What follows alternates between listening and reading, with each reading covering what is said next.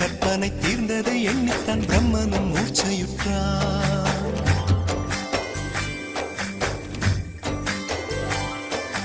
மின்னலை பிடித்து மேகத்தில் துடைத்து பெண் என்று படைத்து வீதியில் விட்டு விட்டார்.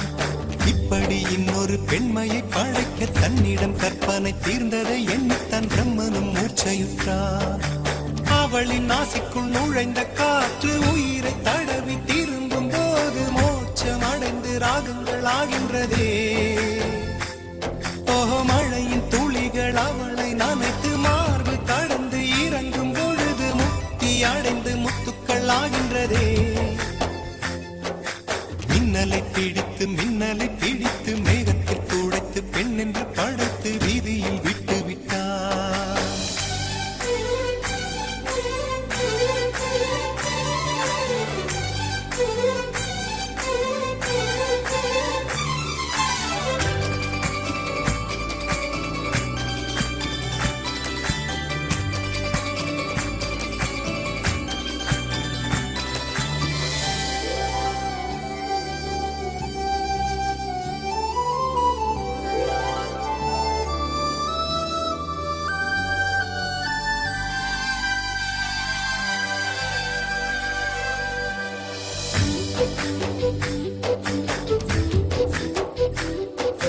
நிலவின் ஒளியை பிடித்து பாலில் நனைத்து கன்னங்கள் செய்து விட்டார்.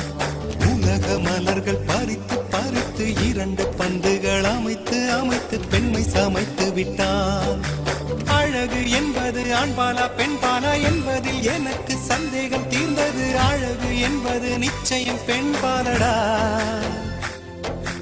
கவிதை என்பது மொழியின் வடிவம் என்றொரு கருத்தும் இன்று உடைந்தது. கவிதை என்பது கன்னி வடிவமடா.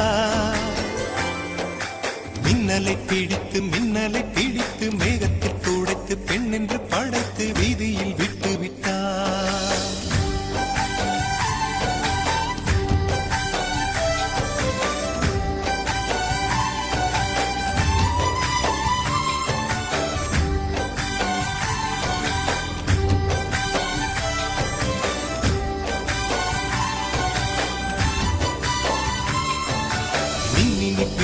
மின்மினி பிடித்து கண்களில் பதித்து கண்மணி கண் பறித்தாள்.